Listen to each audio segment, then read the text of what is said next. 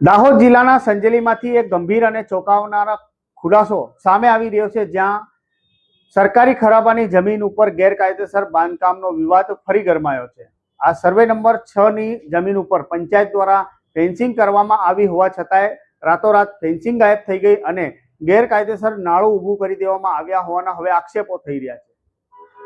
સંજેલીના water works વિસ્તારમાં આવેલી survey number સરકારી ખરાબાની જમીન પર ફરી એકવાર ભૂમાફિયાઓ સક્રિય બન્યા હોવાના આક્ષેપો થઈ રહ્યા છે। પંચાયત દ્વારા માપણી બાદ ફેન્સિંગની વાડ ઊભી કરવામાં આવી હતી, પરંતુ થોડાક જ દિવસોમાં આ વાડ ક્યાં ગાયબ થઈ ગઈ અને રાતોરાત ગેરકાયદેસર નાળું બનાવી દેવામાં આવ્યું, આ એક મોટો પ્રશ્ન છે। સ્થાનિક જાગૃત નાગરિકો દ્વારા ઉચ્ચ કક્ષાએ રજૂઆત કરવામાં આવતા આ સમગ્ર મામલો ફરી એક વખત ચર્ચાનો વિષય બન્યો છે। આક્ષેપ છે કે તંત્રને જાણ હોવા છતાંય કોઈ કાર્યવાહી કરવામાં આવી નથી, જે તંત્રની ભૂમિકા ઉપર સવાલ ઉભા કરી રહ્યા છે।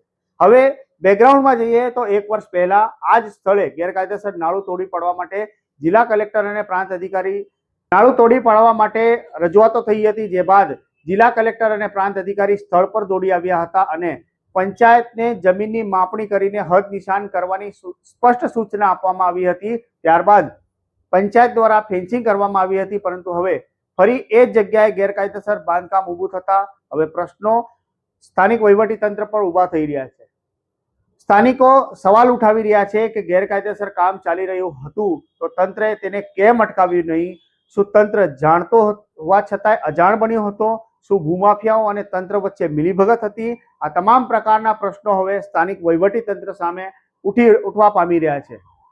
સંજેલી પંચાયતના તલાટી રાહુલ પરમારે લેખિતમાં જણાવ્યું છે કે પંચાયત દ્વારા આવા કોઈ પણ પ્રકારની મંજૂરી અહીંયાથી આપવામાં આવી નથી। આ લેટર તમે તસવીરમાં બતાવી રહ્યા છે, જે ગ્રામ પંચાયત દ્વારા જાહેર કરવામાં આવ્યું છે, તેમાં સ્પષ્ટ જણાવવામાં આવ્યું છે કે આવી કોઈ પણ પ્રકારની મંજૂરી ગ્રામ પંચાયત દ્વારા આપવામાં આવી નથી। ત્યારે હવે સવાલ એ ઊભો થાય છે કે વગર મંજૂરીએ આ બાંધકામ થયું કેવી રીતે? આ મામલે તલાટીએ કઈ કેમેરા સામે બોલવા રાજી નહોતા, પરંતુ આ લેટર ઘણું બધું કહે છે।